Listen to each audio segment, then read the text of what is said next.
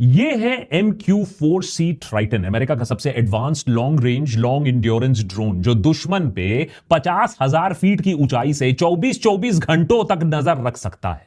इस हफ्ते पहली बार इतिहास में यह ड्रोन भी ईरान में सर्वेलेंस स्वीप के बाद रहस्यमय तरीके से रडार से गायब हो जाता है। क्या इसे भी ईरान ने मार गिराया, या जैसा कि अमेरिका के साथ पिछले हफ्तों में कुछ ज्यादा ही हो रहा है, यह भी एक एक्सीडेंट था? लेकिन जो 27 मार्च 2026 को सऊदी अरेबिया के प्रिंस सुल्तान एयरबेस पर हुआ, वो एक्सीडेंट नहीं था। एक ऐसा हाई सिक्योरिटी यूएस एयरबेस जिसे दुनिया मोस्ट सिक्योर मानती थी, उसकी कहानी ईरान ने बदल दी। इस इम्पेनेट्रेबल एयरबेस पर ईरान ने मल्टीपल बैलिस्टिक मिसाइल्स दागे और साथ ही करीबन 30 ड्रोन्स का एक झुंड भेज दिया। मुख्य निशाना बेस पर खड़ा अमेरिका का सबसे कीमती एयरक्राफ्ट E-3 सेंट्री, कीमत $300 मिलियन से ज्यादा। एक एयरक्राफ्ट जिसे आसानी से आप रिप्लेस नहीं कर सकते हो। यह एयरक्राफ्ट करीबन 400 किलोमीटर तक पूरे आसमान में अमेरिका के लिए निगरानी रखता था, अमेरिका को एयर डोमिनेशन देता था। इसे एक $20,000 के शहीद ड्रोन ने ध्वस्त कर दिया। इतिहास में ऐसा पहली बार हुआ था कि किसी देश ने अमेरिका के E-3 सेंट्री को युद्ध के मैदान में सक्सेसफुली निशाना बनाया।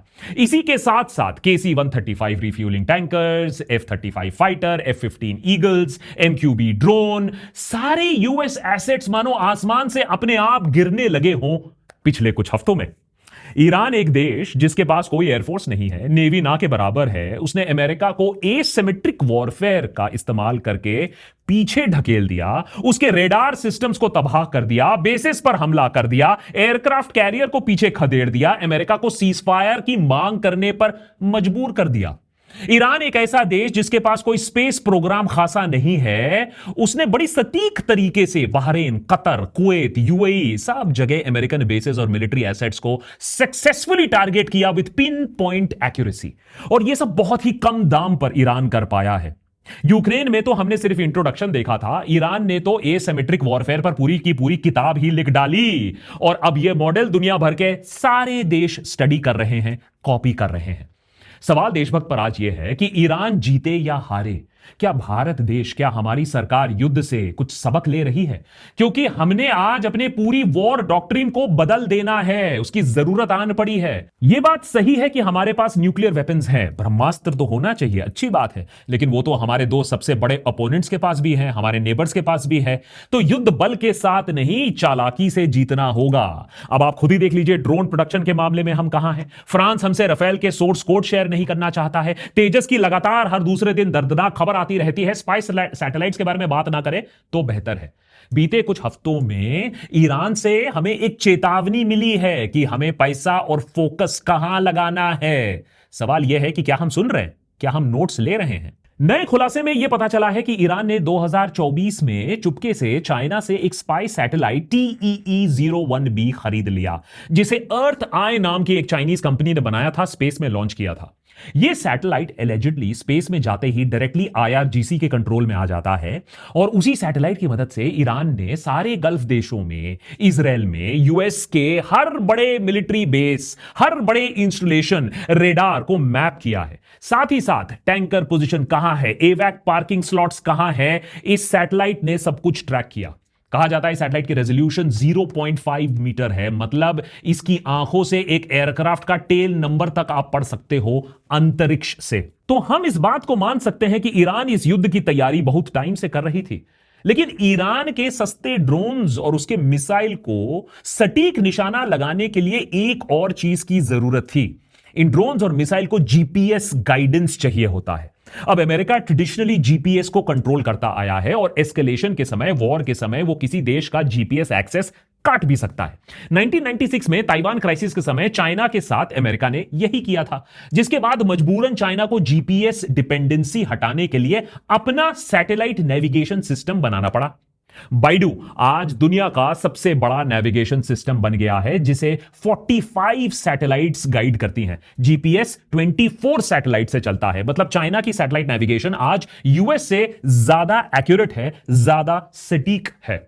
रिस्ट्रिक्टेड मिलिट्री ग्रेड सर्विस में बाइडू की एक्यूरेसी 10 सेंटीमीटर तक बताई जाती है।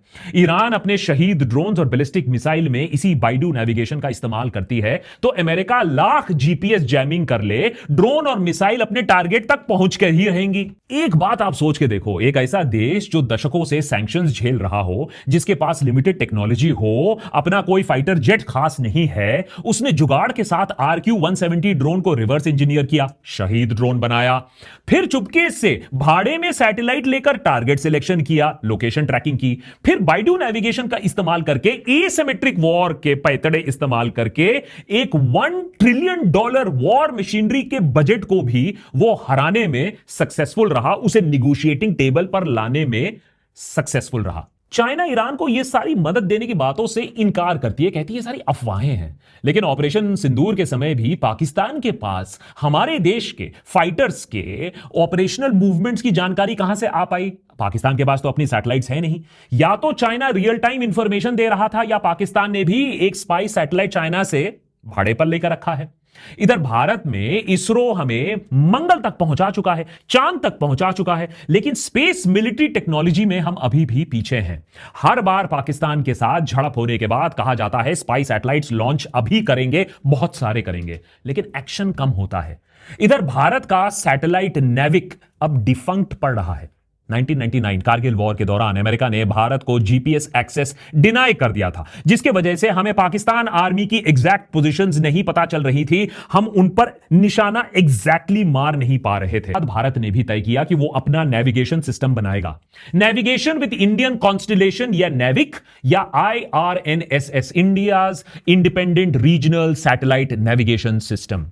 आज 27 साल बाद 2026 में प्रिंट की एक रिपोर्ट आती है, इसरो यह बात कंफर्म करती है कि हमारा IRNSS-1F सैटेलाइट का एटॉमिक क्लॉक काम करना बंद कर चुका है। नेविक के 7 में से कम 4 सैटेलाइट्स ऑपरेशनल होने चाहिए एक प्रॉपर फंक्शनिंग के लिए। आज इंडिया के पास सिर्फ 3 ऑपरेशनल सैटेलाइट्स रह गए हैं। मतलब अभी के टाइम पर अपना नेविगेशन सिस्टम की हालत खस्ता है, जिसका सबसे ज्यादा खामियाजा हमारे मिलिट्री को भुगतना पड़ेगा। लेकिन जैसा हर मुठभेड़ के बाद होता है, पाकिस्तान के साथ फेस ऑफ के बाद होता है, सरकार ने ऑपरेशन सिंदूर के बाद कहा है नहीं, इस बार हम जरूर करेंगे, हम स्पाई सैटेलाइट्स की अहमियत को हम समझ चुके हैं और अब हम जल्दी से अपना सैटेलाइट जो मॉनिटरिंग सिस्टम है उसको अपग्रेड करेंगे। अब सरकार कहती है आने वाले 5 सालों में भारत 100 से 150 सैटेलाइट स्पेस में भेजेगा, जिसमें से 50 से ज्यादा सैटेलाइट्स मिलिट्री के इस्तेमाल के लिए होंगे। वैसे by the way China already करीबन 150 से ज्यादा मिलिट्री स्पाई सैटेलाइट्स का इस्तेमाल स्पेस में ऑलरेडी कर रहा है। तो चाइना ने तो पिछले 1 दशक में डिफेंस के क्षेत्र में इतना पैसा लगाया कि वो अमेरिका की बराबरी करने लगा है, लेजर वेपन से लेकर 6th जनरेशन फाइटर्स तक। जैसे जैसे दुनिया यूनिपोलर से मल्टीपोलर बन रही है, वैसे वैसे दुनिया भर में मिलिट्री एक्सपेंडिचर बढ़ रहा है।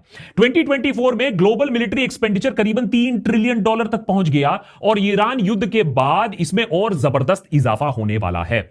और इसमें सबसे बड़ा योगदान कहां से आएगा? यूरोप और एशिया से। चाइना तो पैसा खर्च कर ही रहा है, लेकिन भारत ने भी कमर कसना अपना शुरू कर दिया है। दशकों से डिफेंस इक्विपमेंट इंपोर्ट करने के बाद अब हम आत्मनिर्भर बनने की कोशिश कर रहे हैं। पिछले 5 सालों में भारत ने अपना डिफेंस प्रोडक्शन डबल किया हुआ है, माने 80,000 करोड़ से उठकर अब हम 1.5 लाख करोड़ का डिफेंस प्रोडक्शन कर रहे हैं। भारत की डिफेंस बजट भी 2.6 टाइम्स बढ़ी है अगर आप 2013-2014 लेवल्स की बात करें, और 2029 तक हमारा डिफेंस बजट 3 लाख करोड़ तक पहुंच जाएगा। अब अगर आप इस स्पेस में इन्वेस्ट करना चाहते हैं तो यहां आप डिफेंस स्टॉक में भी डायरेक्ट इन्वेस्ट कर सकते हैं, लेकिन अगर आप उतना ट्रैकिंग, उतना हेडेक, उतना रिस्क नहीं उठाना चाहते हैं तो आप म्यूचुअल फंड का रास्ता भी ले सकते हैं। इसमें आपके पास बहुत ऑप्शंस हैं, जैसे कि एक्सिस म्यूचुअल फंड का नया Nifty India defence index fund. इस फंड का फंडा बहुत सिंपल है, डिफेंस सेक्टर की बेस्ट कंपनीज को ट्रैक करो। इसमें आपके पास ऑप्शंस हैं जो आप पढ़ सकते हो और खुद समझ सकते हो। आज भारत की डिफेंस नीड और डिफेंस एक्सपोर्ट्स नए रिकॉर्ड बना रही है। इस इंडस्ट्री पर बहुत लोगों का लॉन्ग टर्म फोकस है, लेकिन हां, रिसर्च आपको खुद करना है। जैसा कि हम यहां कहते हैं, देशभक्त पर पॉलिटिक्स हो या इन्वेस्टमेंट हो, किसी पर अंधविश्वास मत करो, अपना रिसर्च खुद करो। Anyways, back to the story.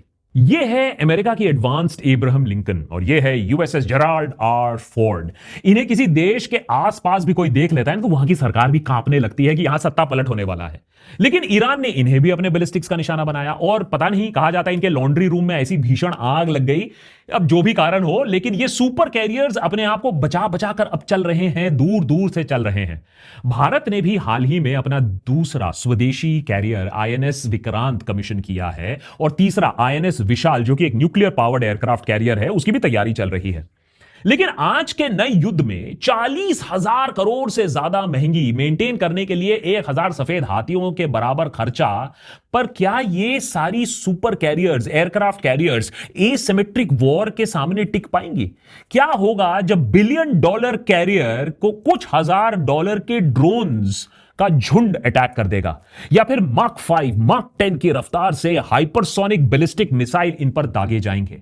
Fact तो यही है कि आज के टाइम पर कोई भी एग्जिस्टिंग मिसाइल डिफेंस सिस्टम आने वाले ऐसे ड्रोन और हाइपरसोनिक मिसाइल को रोकने की गारंटी नहीं ले सकता है। कोशिश जरूर कर सकता है, गारंटी नहीं ले सकता है। एयरक्राफ्ट कैरियर के साथ साथ जल्द ही टैंक्स भी आपको म्यूजियम में मिलेंगे। मेन बैटल टैंक्स या एमबीटी पर भारतीय सरकार ने करीबन 50-60 हजार करोड़ रुपए खर्च किए हैं। एक टैंक की कीमत लगभग बताई जाती है 50 से 70 करोड़ रुपए तक। लेकिन हाल ही में रशिया टैंक्स पर यूक्रेन का निशाना और इजरायली टैंक्स पर हिजबुल्लाह के ड्रोन्स का हमला एक चीज दर्शाते हैं कि 25-30 लाख का कोई एक ड्रोन 50 करोड़ से भी ज्यादा भारी भरकम एक्सपेंसिव टैंक को कबाड़ा बना सकती है उसका। यह सच है कि युद्ध के मैदान में हमें अलग अलग हथियार की आवश्यकता अलग अलग समय पर पड़ सकती है, लेकिन पॉइंट तो यही है कि नए युद्ध में ड्रोन्स जैसी नई टेक्नोलॉजीज ने अपना दबदबा साफ कर दिया है। ईरान युद्ध ने हमें एक और चीज सिखाई है कि आप हाई टेक क्वालिटी को मास क्वांटिटी से हरा सकते हो।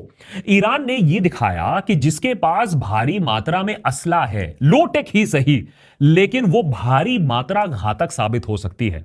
अब महंगे हथियार देखने और दिखाने में तो बहुत अच्छे लगते हैं, लेकिन एक बार उसका इस्तेमाल कर दो तो उसे फिर से रिप्लेस करना, रिप्लेनिश करना, रिफिल करना, फिर से बनाना बहुत महंगा पड़ता है, मुश्किल पड़ता है। वहीं सस्ते हथियार अगर 50-100 कहीं बर्बाद भी हो जाते हैं तो कोई खासा फर्क नहीं पड़ता है, क्योंकि उन्हें फिर से प्रोड्यूस किया जा सकता है। ईरान ने यूएस इजराइल की टेक्नोलॉजी को अडॉप्ट करके $20,000 का शहीद ड्रोन बनाया। अमेरिका ने वापस ईरान को कॉपी करते हुए $35,000 का लूकस ड्रोन बनाया। रशिया के पास भी गेरन 2 है, जो शहीद ड्रोन की भी कॉपी बताई जाती है। पाकिस्तान तुर्की के साथ मिलकर भी अपने ड्रोन्स प्रोड्यूस कर रहा है और चाइना के पास CH-901 मास प्रोडक्शन ड्रोन भी है। वहीं भारत, जो हमेशा से ही नॉन कॉन्टैक्ट युद्ध की बात करता है, हाई टेक्नोलॉजी की बात करता है, उसका कामकाजी शहीद ड्रोन कहां है? सही मायने में देखा जाए तो ड्रोन्स के मामले में हम काफी पीछे हैं। अब बिना डिबेट किए अगर इस बात को एक्सेप्ट कर लें तो कुछ एडवांसमेंट भी कर सकते हैं।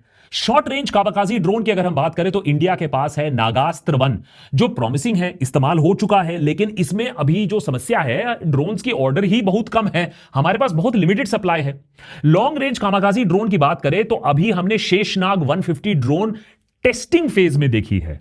अब इसके वॉरहेड में हम 225 to 40 kg का एक वॉरहेड लगा सकते हैं। 1000 किलोमीटर तक ये उड़ान भर सकता है, 5 घंटे तक ये उड़ सकता है। अच्छी बात है, लेकिन अभी तक इसका प्रोडक्शन शुरू नहीं हुआ है। वहीं दूसरी साइड इंडिया ने $3.5 बिलियन का डील साइन किया 31 MQ-9B ड्रोन्स के लिए, जो 2029 तक इंडिया तक पहुंचेंगे। और ईरान के जंग में इसी ड्रोन का अर्लियर जो अवतार है MQ-9, वो बार बार ईरान ने शूट डाउन कर दिया। 25-30 तो उन्होंने ऐसे ही गिरा दिए हैं। अब मैं ये नहीं कह रहा हूं कि भारत को ये ड्रोन्स खरीदने नहीं चाहिए, सर्वेलेंस के लिए ये ड्रोन्स बहुत जरूरी हैं, इसमें कोई डाउट नहीं है। लेकिन अगर ईरान जैसे शहीद ड्रोन्स हम बना पाते तो इसी रकम में, इस 3.5 बिलियन के रकम में हम 70,000 ड्रोन्स बना सकते थे। तो ड्रोन्स की पूरी फौज, एक स्वॉर्म, इतने सारे हम बना सकते थे। अभी तक जो रिपोर्ट्स हमारे सामने आए हैं उसे देखकर तो यही लग रहा है कि भारत अभी भी हाई एंड प्लेटफॉर्म्स पर इन्वेस्ट कर रहा है, जबकि ईरान वॉर और रशिया यूक्रेन कॉन्फ्लिक्ट ने साफ बता दिया है कि लो कॉस्ट हाई वॉल्यूम के कैपेसिटी और कैपेबिलिटी में इन्वेस्ट करना अभी ज्यादा जरूरी है। लेकिन एक डिपार्टमेंट है जहां भारत का दबदबा काफी तगड़ा है, और वो है हमारा मिसाइल आर्सेनल। ऑपरेशन सिंदूर के समय जब भारत ने पाकिस्तान के ठिकानों पर बैलिस्टिक से हमला किया तो उसके बाद पाकिस्तान ने भी तुरंत बोला सीज फायर ही कर लिया जाए। हमने ऐसे रफ्तार से ब्रह्मोस उनके ठिकानों पर लगाए कि पाकिस्तानी रेडार्स और डिफेंस मिसाइल को पता तक नहीं चला कि मौत उनके सर के ऊपर कब आ गई।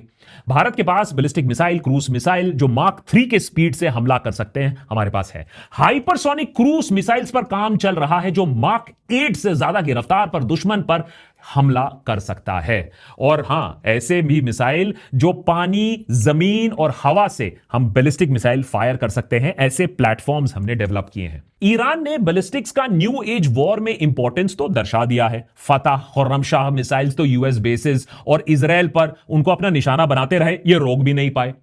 इतना हमला, इतना डैमेज कि यूएसए ने सैटेलाइट पिक्चर्स इस एरिया में रिलीज करने पर ही रोक लगा दी। इसीलिए अचंभे की बात नहीं है कि चाइना DF-17 जैसे मिसाइल्स बना रहा है जो अपने टारगेट को हाइपरसोनिक स्पीड से मार सके। चाइना ऐसा हाइपरसोनिक एंटी-शिप क्रूज मिसाइल बना रहा है जिससे अमेरिका के सबसे एडवांस सिस्टम भी शूट डाउन नहीं कर पाएंगी। उनके कैरियर्स को तबाह चाइना पहले दिन ही कर देगी। हमें डिफेंस प्रोडक्शन में युद्ध स्तर पर काम करना होगा। क्यों? वो आप रफाइल ट्रेजेडी से समझ लीजिए। दुनिया 6th जनरेशन फाइटर पर काम कर रही है और अब 4.5 जनरेशन को लेकर भी स्ट्रगल कर रहे हैं। अब मॉडर्न फाइटर जेट सिर्फ लोहा और इंजन तो होता नहीं है। मानो आप वो एक सुपर कंप्यूटर है जो उड़ान भर रहा है एट सुपरसोनिक स्पीड, और उस कंप्यूटर को चलाता है उसका सोर्स कोड। और फ्रांस ने हमें रफाइल सोर्स कोड का एक्सेस देने से क्लियर मना कर दिया है। अपने हजारों करोड़ रुपए खर्च करके हमने 36 जेट्स खरीदे। प्लान यह है कि दुनिया का सबसे बड़ा ऑर्डर 100 और रफाइल जेट्स देने का है। उसके बाद भी फ्रांस हमें मना कर रहा है कि हम आपको सोर्स कोड नहीं देंगे। साफ साफ सिंपल भाषा में बोले, अगर आपके पास रफाइल का सोर्स कोड नहीं होगा तो इसका मतलब है कि आपके जो दूसरे मिसाइल सिस्टम्स हैं, इंडिजिनस सिस्टम्स हैं, आप उसे रफाइल के अंदर इंटीग्रेट नहीं कर पाओगे, उसमें चेंज नहीं कर पाओगे, उसके रेडार को मॉडिफाई नहीं कर पाओगे। हर बार हर चेंज के लिए आपको दसौं एविएशन के पास जाना पड़ेगा, भीख मांगनी पड़ेगी और मॉडिफिकेशन के लिए मोटा पैसा देना पड़ेगा। यह सिर्फ पैसों की बात नहीं है, सॉवरेनिटी की भी बात है। सोच लो, कल फ्रांस हमसे किसी बात पर खफा हो जाता है या कोई फ्रांस पर प्रेशर बनाता है कि इंडिया को सॉफ्टवेयर अपडेट्स मत दो या स्पेयर पार्ट्स मत दो, तो एक तरफ हम आत्मनिर्भर भारत का नारा लगाते हैं, लेकिन दूसरी तरफ हमारा सबसे एडवांस जेट है, उसका दिमाग और सॉफ्टवेयर पेरिस से कंट्रोल हो रहा है। ऑपरेशन सिंदूर में हमारे राफेल्स ने काम तो किया, लेकिन बहुत और बेहतर हम रिजल्ट ला पाते, लेकिन हमारे पास वो सोर्स कोड नहीं था। तो जुमलेबाजी और ढोल नगाड़ा अगर बजाना बंद करें तो हमको मालूम चलेगा कि बहुत ज्यादा काम अभी बाकी है। नंबर 1, अपने नेविगेशन सिस्टम को फिक्स करना पड़ेगा। एक स्वदेशी फंक्शनिंग नेविगेशन सिस्टम राष्ट्र सुरक्षा के लिए बहुत ज्यादा जरूरी है। और अगर स्पाई सैटेलाइट्स पर जल्दी से काम शुरू कर दें तो जो हमारे नेबर्स काम कर रहे हैं उल्टा सीधा, उस पर हम निगरानी रख पाएंगे। नंबर 2, भारत को ड्रोन्स के प्रोडक्शन को बड़े पैमाने में शुरू करना पड़ेगा, पूरी फिलॉसफी बदलनी पड़ेगी और भारी मात्रा में ड्रोन प्रोडक्शन करना पड़ेगा। नंबर 3, एयरक्राफ्ट कैरियर और मेन बैटल टैंक्स के लिए जो सरकार इतनी बड़ी रकम खर्च कर रही है उसके बारे में दोबारा सोचना पड़ेगा। एक्सपर्ट्स की एनालिसिस साफ हिसाब से बता रही है कि भैया ये सबसे आसान टारगेट्स बनेंगे फ्यूचर वॉर में। नंबर 4, बैलिस्टिक्स में hypersonic glide vehicles, anti ship missile बनाना पड़ेगा जिसका फाइनल स्टेज इवेसिव मैन्यूवरिंग कर पाए मिसाइल से बचने के लिए, जो कि ईरान ने अभी कर दिखाया है। नंबर 5, फ्रांस के साथ डील करो, source code low, by hook और बाय क्रुक। अगर नहीं होता है तो दूसरे देशों को देखो, दूसरे फाइटर्स को देखो। Number 6, laser high energy weapons. China देखो कैसे लॉयल विंगमैन ड्रोन बना रहा है जो फाइटर जेट के साथ अटैच होगा, फाइटर जेट से अलग होकर फाइटर जेट की सुरक्षा करेगा और उसके साथ काम करेगा। और जैसे ईरान ने अभी दिखाया, heat seeking anti aircraft missile जिससे F-35 तक को मार गिराया। उसके बाद आता है साइबर अटैक्स, हैकिंग आर्मी जो एनिमी की इंफ्रास्ट्रक्चर को डिसेबल कर दे। तो अगर आप ईरान युद्ध को आप फॉलो कर रहे हो, जैसा कि हमने देशभक्त पे इतने दिनों से फॉलो किया है, इससे बहुत सबक मिलता है कि युद्ध की परिभाषा कैसे बदल चुकी है, ग्रामर कैसे बदल चुका है, कैसे वेपन्स बदल चुके हैं। न्यूक्लियर वेपन होना अच्छी बात है, एयरक्राफ्ट कैरियर होना अच्छी बात है, लेकिन जो असली असला हथियार है, जो टैक्टिक्स है, वो बहुत रैपिडली बदल रहे हैं। हमें अपनी जो टेक्निक्स हैं उसे भी रैपिडली बदलना होगा।